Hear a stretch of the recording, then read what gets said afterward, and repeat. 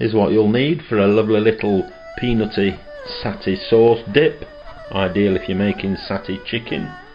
Coconut milk, peanut butter, some honey, soy sauce, half an onion, a chilli and a clove of garlic.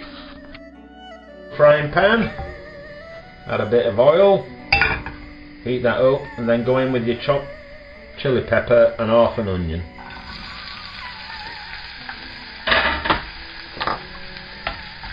Give them 2 or 3 minutes in the oil to soften down and the onion gets a bit translucent.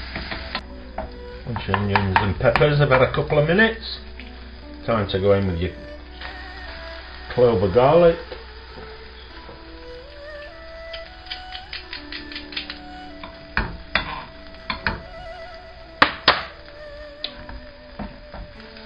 Give that another minute to cook through. When your garlic's had a minute to cook through, time to go in with your soy sauce.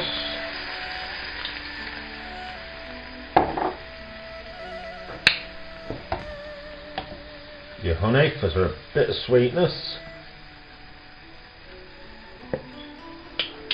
And last but not least, of course, your peanut butter.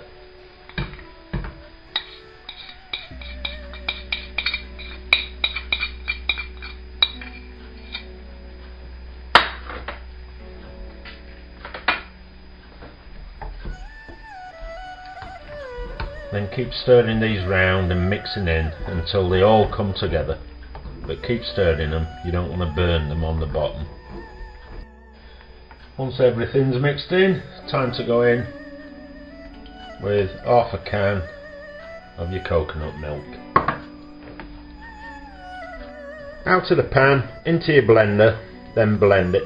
If it seems a bit thick while you're blending it, just add a bit more coconut milk to loosen it up. When your blender's done its job, it's time to pour it into a bowl and get dipping with your chicken.